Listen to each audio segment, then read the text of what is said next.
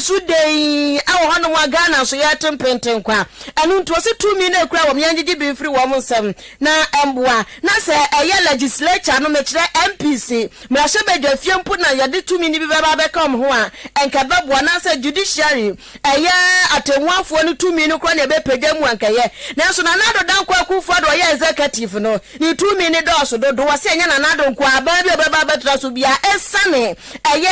article 78 na wo Ghana ya 1992 constitution ni munti wase wasre se yenya sa article 78 ni mun sanfru mu yenya mun sachiraye na sa yo so beboa ema MPC a wo san ye ministers no eye mrahye bedwafo a wo san so ya aswafo no ebetimi akonanim no se ye san sachiraye no afa ye behunu se MPC no ensachiraye bia ba mo Kenya wo ho ewo constituencies ahudro mu ebu adwuma wose se ye san sachiraye no a eno mo beboa ema obi oye MP o san so ye aswafo bia no wo be resign na afa ye nipa foforo se ya ba mu se nye aba mu nipa ya wo be ba be hwa ye swafo no anka no mo beboa ema Manchester my Ghana ya fa ye ntoma papa Ephraim. The phenomenon of appointing ministers from within Parliament invariably denies Parliament of the very useful human resources and the role for which the MP himself ran for office. Given the option to choose his ministers from beyond Parliament, the President will have the opportunity to choose from the rich Ghanaian brain and the expertise to work whilst the elected legislature do their work of scrutinizing the executive. The power of the executive is so much that it determines the seating arrangements in Parliament. How can this be? The separation of powers will take the hands of the executive Parliament completely. It is our position that if a member of Parliament is appointed as a minister or accepts any other appointment by the President, then he must resign his seat before taking up the appointment. People who seek to become public officers must choose to either become part of the legislature or the executive to avoid conflicts of interest. So 88 of the Constitution should be amended to separate the Attorney General from the Minister of Justice. Or more specifically, the Attorney General must not be a Minister of State nor a member of the government. We believe that making the Attorney General a Minister of State compromises his or her ability to fight and prosecute political corruption. Mami ka sasem we yo be kwa MPP fu ani say mami jaye enkaye ya de ayepe sa chiraye pa de obua enanu ade asi atoa ba head count bi cost wo mra shebe dwafio kwabna ne kiki ne ka brain wadi moja show dem ni ka ba kwa akotoa ba ere betia ere betia ti politics ne de o ya no ya no finchim tiwe mami asem wo Kenyansa dempa na so be kwa no obi so asobre da no ko anapai wote ho ni bu afuafuafuafua nipa wote ni kan kane ono ene 2 franka sanki antono so aba no be mampani wo kroma na so antentam ukopiem ewo Progressive People's Party PPP amanyoko ni mwe ho ene wodi ni nkwi ma me Bridget Dogbe nugu Ghana de shimama ya no pano sia Ahenkan Kasiebo eno asugusu awo etie no na ye kwanim ewo siamfofro enso emu a ye da so a ejiremu ewo eye Ghana ya mamra eye afe apem ahankoro aduokono mienu a wotintim ye na enam ne okasa de obibia enso etie musa da bi ewo se etime eye mu ensa kiraye no enam so bi ama ankane mra sebedwane edemade hia wonum ewo Tamale Central bato empesua so wonu kro ya so eye bra na woye mra sebedwane no okwamra sebedwama na woyotutina nya ono ananetua Legal Constitutional Committee of Parliament no enso ano eno ayo nmanyamfo eye Inusa Fuseni opanyi de atodwa ejiremu ese ampa Ghana mamra ne pa de sebsebe president isiam no kasa de ohia yaresa eyare pa esanse ebuama nkrofo bi esoso anyomu se tam ana bi mo soso ebre pa na kobane sa ebe adwene esanse nkrofo ya pa wo man no ade ahye wonum sa so mo hwatoto nyoma ma ye nyina no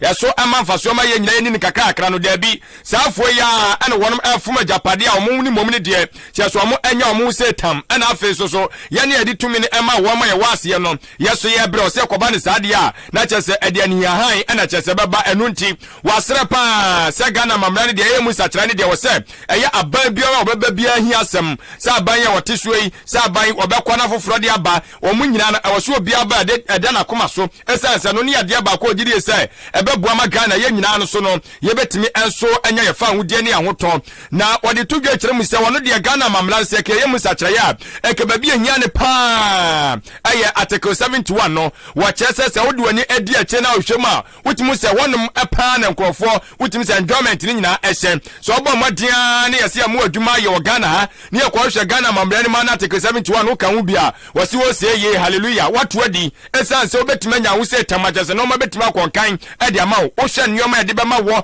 chese wonta de akro beduru ba bi ne ye to de hyew obet ne ye to de ma wo wasi ne nya ya de ba kondo hunu se ha dwere pa eno enti na wo sere wasi wo no kura de se ka article 71 ye ya amamra ne musatraya e ko kura de duru me nhwemu mienu mpo eno ase ke be pamfiri mu kura ye be pamfiri constitution ni mu esan se emoa makoko Ghana entimi enso enko eye nanim na ode nsem ni bebre ani mu nkire mu bebre na no adp eye de media ma wi so amaye entie bi.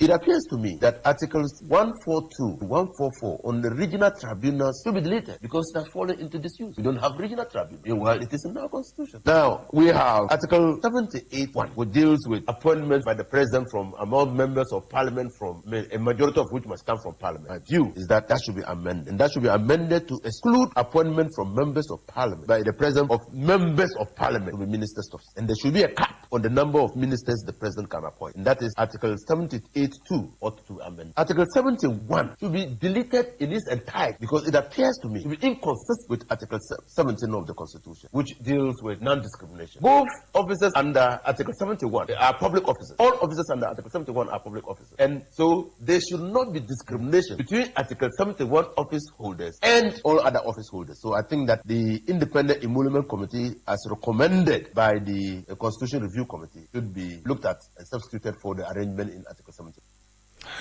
Ghana alishimama pengini wote nkai ankane na oye omna shebe dwane de ma adechia wonum ewo tamale central bato empesu aso saso na ebra na wono eyemna shebe dwane no okomra shebe dwamu a wono na oye otutreni ewo eye legal constitutional committee of parliament no enso eso eye onimonyamfo inusa fuseni ana alishimama no pay wate nene eno Anapei wasugusu awuti Ahenkan 93.3 FM Kasiebo ni edwudwamu no nti wo so betibi de wadwo nchiraba 0594 8410440 0594841044 Facebook ni YouTube so ye dem ti wadwo nchen ni nsu se fe na yaba na nsu se fe a ye hwe makura ni nsu yabema ne koku adi nti yabekenkan ede yama ya toaso a okwapiamu ewo National Democratic Congress eni dis amanyoku animu a papa ba kwa wadi mu ntintiman pa ayeni kpapo ado wase sese ya ka se NDC fo MP a wo mo Ghana mrashe bedafie no wo ma duo mu hwammo papa sese die se aba ni gidie pa ne odo rehemu wo eye minority dom kuma no mu pa dia anyamese enka dokre afiri wo mu so ehu eye om ya pa se wo beka asa wo akukuam na a minority dom kuma no beka makwa ya adefofro wase adekura ekokokkoso die ekoso suban ene ne ye ekoso ewo minority fo afam wo no ha join na be Ghana yankan kono abrase kura kofom kura ninsem wanyina dadi betu dwa wa bra enanu fia da 31st March yanti asempa okrom ha so kwafo bi ti asempa ka kwafo bi anti asempa ka bane sanya de kwabrane to ambulance mu wi Parliament House says time ayi ma me Lydia Sayra monso aso wache enti anu fu ebom perade mas Lydia bro ma Lydia pie free wam si Lydia dende na chese nkwafo no mani age pa se omo nkwafo na mo ba ye gina aso na wo mo ba beto aba enti wase dia kwa so wo mra hye badafie na no 31st March ne de ha join papa sa minority for assembly bo and atuami ensa we de yampene atuami ensa we de yampre atu abu dambale sahwini agusu serie be ku Ghana fo atu se ato hwena no a wo be ye den wa pagya wuti wo be wukum enu nti yampene o yampre waso mo de yampene o manfre ye mbra wo mudru nso na no nso akwafo na atetotoi minority fo na atetotoi minority fo ntimi ambo henya bia wo mrashe badwafie wo no mo ama mutu wanu kude busa ama chese eye etwoma akuma ensen na da ya jegu Ghana fuazu se yirim ya se ne de anya popo bimbiri mankasa ana ebe che Ghana fo wose de akoso omrahye bedwafio nyamse anka de kana ni nye hokra na asem hia sei asem ebe ku Ghana fo minority fo muntwanye ya Mwanguri atradi anache se hadwen wose na anu adade ye ko sonso a ye koto aba se aswafo bebrebe ye ntetetete so enti aswafo nsiama mo mpene so mukoye minority fo akwa pene so enti wose sade we nya ne kukukukuku minority fo ye wo hu pe na shi papa person se kukukuku no me nyina dachi no enkonkosi aga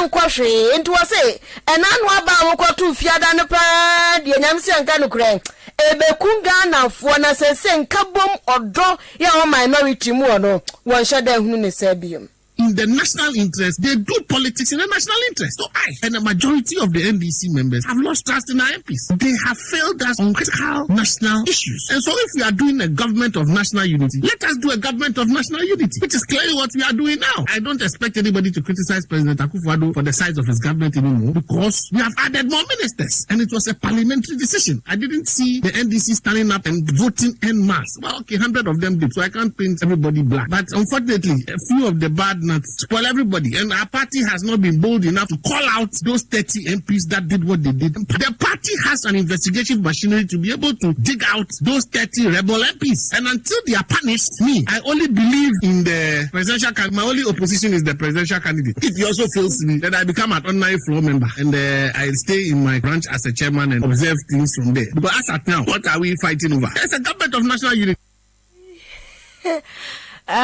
Obekano krojane shiwa obekano asema hama su feli director se wadane kwa mo floor member eni pata eti no o degi o mafia asase bem degi na wo kan wana mapine se agudi abehya from mu betumi omo ni mo ho no mu na o ma de so mbeka mo watempo a nipa wuti ni kai kopie mu andi samanyo ko mu a wodi mu akotempa wo se de hunu ade no so ni papo ado eno no na ne krakra mo no chirechirem eto na eba na excise duty and excise tax stamp amendment bill na ya pass growth and sustainability levy bill na ya pass no wo chirechirem na no kro bi si ebeboa ma kwarensafo eswate zanti ya de to no beto apeteshi ene hwan ensadenden so nti senipa no kwana sapeteshine ne boa ye den a obega enom enti se mo be kuyen ya sade mo de bata hwen eni hwe wa kire nso the tax no ebeku Ghana for. There's no opposition. There's no official opposition in government. The Parliament of Ghana is working in the national interest of Ghana. The three bill that impose extra taxes on Ghanaians. As we sit here now, if you run any, at the end of the month, if you look at the amount of taxes, this, that, how about the ordinary businessman? We all know that the only way government can run is by taxes. I've always been an advocate that, look, if the government can give us assurances, look, the Ghanaian does not hate paying taxes. Nipa wotini nkan yikopie mwandi samanyo konmu a odi mu akotempa se de ne bu afu pa wa disappointed ni papo Samoa Ado na Ghana de shimama yede mo ebeko obi eman so ansana no ma yempesi kakra na yevangu ebotom sanse ewiemu ne yeba befa no nti sa yanhwe ne yan Filipe ete eba fom na aka first jumadie no eba so nyakopon eyadoma na wochi mu ene eno eye dafiada na chese ye free asia enya de ketu akura aka first no eye Ahenkan FM Easter eye festival eno ena eba so na we no enya Ahenkan FM kwa ne di sa jumadie we na mom woni eye Bifaland Hotel ena afi no eye manso ade hye nananam atenkonya no waka bomu a wode sa jumadie we enso eba ba hye so nti nyakopon ya adoma dafiada eno 7th April 2023 ena ye free eye asie na me pacho de fiada de ebe ye ne adwumadi awoto a ye di ewo kasafidie eso no eno eye mid morning no adwuma ena afi eye awiapem to bla kan Kasiebo ena akwaba drive no ye tabli ni nyina de free eye maame akuafra koma Batampa Studios na ye de akwakopiem ewo eye Bifaland Hotel na afi ne yetimi enso e de atro ba bibiara wo bia na no ye wia na afi so ne sade music and jams no atwa so enso e de ama nyina no ebekɔ so ɛwɔ Different Hotel te no ahye ne so ɛde amame afi ɛyɛ ne kwasia da ne memenda so no ɛyɛ 8th April 2023 no ɛno so ye nyina meta Ahenkan adwumayɛfo ɛne Different Hotel adwumayɛfo na afi so no ɛyɛ nananom atenkonyomo ɛwɔ ɛyɛ Achema so ye nyina ɛne adehya mo Achema so nyina ka bom ne ya prapra ɛyɛ man so mpatem mu nyina ma watwa ise yopo na ye wia ye de ɛyɛ street carnival no so ɛde atoa so ɛde ama no ɛbɛkɔ so ɛwɔ Principal Street ɛwɔ man so tia no so na wahyɛ ne so ɛde ama me pa na timi enso aboa afi ade kye ne kwasiara so ɛno ɛyɛ 9th April 2023 me ba kye no so ampa ye bedwa ɛno ɛyɛ kwasiada no dwumadi a ye gino kasafdie so yato di sɛ ɛyɛ emutuo special no ɛno ye betabri na ɛno so ye de akwa free ɛyɛ Different Hotel ɛde atoa be biala nso a ubutu bia na ye wie sɛ dwumadi de pani ɛsa de atoa so ɛno ɛyɛ Different Pool Party and Music Jams na ɛno so ye de atoa dwumadi no so ɛde ama ɛno sɛ obɛsa dia sa jiwania kopembra wa kazagasa obe bre na jawa kopemba bi na de nkasa na gu na no matima konkan dia mo sansa ade chedwa da eno eye 10th April 2023 na eno so yes aginam na eno ye ginam ani agode bebre na no na ebekọ so a ede bi eye bottle flipping ni sei eno ebekọ so tiaja oba aduane bebre wo ho na aja bottle de asi wonim ti wa wine na wine na netimi su asa de asibe epen na watu de aduane wadi bia nam wadwi bia nipa yome na ye wi a mepacho yesan so be bia konya de ato amanyomtofo mo ye mpatam ya no nyina na nya akonya na afi so no eye odoma kyede yakopɔ de ama o ma ye nyomto adoma kyede no omo so atimi adanedi so awa ɛwɔ hɔ no amanom atimi akonkan na afi wi a music and jams na no so ya sa de ato aso de ama o nyina no ɛkɔ so ɛwɔ Different Hotel te ya no wahyɛ ne so so ɛde ama me panti yakopɔ ye adoma efi 7th April kopem ɛyɛ 10th April no ɛyɛ Achema so Different Hotel ɛwɔ ɛna yedi ɛyɛ atwentie ritia no ahyɛ ne so so ɛde ama mfo do bɛbɔ domu na yɛ nyinaa yɛ so yɛnje ɛyɛ gen ani okay bra Francis de aba so wo hwɛ live ɛwɔ enkran no no de wochia ha wakumsin ɛwɔ ha sei ɛyɛ Joseph nso de aba so Ahenkan FM yɛ bɔ adwuma pa Kasiebo ne dedam nti ochia ye ne adwuma pa Blessed Son so de aba sei ɛwɔ se yɛ hwɛ na asomdue ne ɔdɔ ekura mu no ɛwɔ se yɛ kura mu sa na NDC fo omunkura dom na party no monyo na se de party no emu njokra kwadwo free body phones so de aba sei o mayachi o mayachi omakwakoto aba se to akase bededa ya so okrom ha sei no ya ma omu nyina ayiko omu fa meye policy papa mayen na ye ho entoye adeshima ma ye do ekọ obi emanso na wo obi manso no eye opanyira no anetua eye wiase nyina eye etika koraba time kire World Bank no eye Owura David eye mapas wode atodwa a wo kire mu ese empempen yi odwuna ensiso esanse eye ade se ha dwere pa se wo hwe eye abiman titiriwa ededede eye China fo eka no wo chese ewo soro pa a chese ha dwere na wo kire mu se wo hwe bosia eye China fo de ama bibiman pa na nso so bibiman ebiti se Ghana titiru pa no ma entimi enkonkan na wo se chese odwuna ensiso eno enti wase se sisia no odwene ho na de ama wonte ase ye ni se eye nkunyasie na eye yesie no anase ebia sa man bi ba China honom so mba bebosia omo ne eye China mpanfo esi no na tese na emu enna honom entio tede na frota bata ho ententimi masa bi man a wo ko bobosia o China no omo entimi entua sa eka no wo chese mpepram no kase Ghana yesi eye China fo abobo anu ane chese ade be bia no na chenchon yeso kura yente ni agusu efo so se no mo beka ni nyina ne ya chopa ye pa wonom se de bombe hu ye mobo na ka ye de wonom omode acha yen wo chem se nya Ghana kwa Zambia so wom so ebresa ka omode China no enya ka keto de wom so kura mutimi entua chese wo se ni nyina no ɛyɛ adeɛ baako bi akyɛ sɛ ɛha adwene paa ɛno nti wasrɛ paa sɛ biman ahodoɔ no sɛgya wokɔgye bosia hu sɛ bosia na wokɔ akɔgye no wode ba bɛyɛ bibi papa bi na sɛbisɛbi mpɛduasa ɛso aba mfasoɔ ɛnyɛ sɛ afe no wokɔ akɔgye bosia no na afe koraa no ɛyɛ bosia no ankasa na akɔgye no ɛso akatua no anaasɛ wokɔ akɔtua koraa na akɔyɛ bibi a kyerɛ sɛ ayɛ tare te sɛ ɔsono ataa so ɛna afe koraa no ɛho nsi ho koraa nso so no ɛno nso so koraa no sɛdeɛ wokɔgye ankasa wonya ntua no wobɛdɛ wokɔtua ho nsi ho wɔkyerɛ sɛ wɔserɛ sɛ biman ɔmo ɛmmɔ mmɔden bosia ɔbɛbɔ no hwɛ sɛ dwumadi a de bɛdie no wode bɛdi dwumadi a ɛbɛboa ma so aba mfasoɔ ma watumi akɔkɔtua kaa wo so ɛdeɛ no ɛno akyi no wasrɛ sɛ mpanyimfo a ɛyɛ ɔmo di amaman ahodoɔ anim na wɔnom ɛkɔgye bosia no ɔmo kɔ ɛyɛ ɔmo nwenwene ɛyɛ ɛho ɛyie ɛnyɛ sɛ wokɔ yaa yɛsesei ɛda ne wada sɔre ne wasɔre da bi adeɛ bi wɔnom a yɛka na ɔhwɛ na ɛmmoa wo a na wo so so wakyerɛ w'adwene na ɛtumi ɛnso aboa yie paa ma nneɔma tumi akɔnkan ɛsiane sɛ ɛnnɛ yi ɛkɔba sɛ ɔkɔgye bosia na sɛ wontumi ɛnsa nkɔnkotua na ɛkɔba ne saa no a sɛ wokɔpɛ bi foforɔ kora mpo no a wokɔa na wotete ebi na Ghana yɛyei a kyerɛ sɛ yɛhu yɛ ho ano yi ɛti wasrɛ paa sɛ biman bi te sɛ Ghana ɛne Zambia titiriw wɔsrɛ paa sɛ sɛdeɛ bosia no ɛsi bi yɛagye ama na kɔ n'anim no ɛyɛ adeɛ sɛ ɛha adwene no nti yɛnhwɛ anim ne yɛmfa nneɔma ɛngu akwan so na yɛmmoa na yɛ ankasankasa yɛ nneɔma bi so ɛwɔ no yɛmfa yɛn ho ɛnto so kakra na yɛnhwɛ sɛ yɛbɛtumi abɔ yɛn ho so sɛdeɛ ɛbɛyɛ bɛtumi aboa san sɛ ɔbɔ adeɛ koraa sɛ agya ɔboa deɛ ɔboa no ho na mmom yɛsi faako na daa no lalaso lala ɛyi mma yɛ kakra deɛ a wɔsɛ ɛkɔba ne saa deɛ yɛ bibiman sɛbisɛbi mpɛduasa yɛbɛkɔ so a atwe yɛdurɔ safa nnua mu saa yɛbɛbrɛ saa nti ɔsrɛ paa sɛ yɛnhwɛ na yɛtoto yɛ nneɔma ɛso so ɛyie paa ma nneɔma ɛtumi ɛnkɔ nkan fama yɛ nyinaa nti wei ɛyɛ futusɛm a ɛyɛ ɔpanyin a wɔno ɛna ɛtua ɛyɛ wiase nyinaa sika kora baatan World Bank no anoɔ ɛyɛ owura David ɛyɛ mapas ɛna anɔpɛ yi wɔno nso so ɛtu abibiman nyinaa so ɛfo ɛba ne titiriw ɛyɛ bosia a ɛyɛ a wɔnom ɛnso so ɛkɔgye a yɛ ana ne tua ɛnso ayɛ den ɛde ama wɔn mu abusua ne ade Kasiebo no ebesie Kwame Asante de yakɔ abɛfo ntentan kɛseɛ no so akenkanfo a yɛgye brɛdwo temu ɔyɛ me afia ampofowa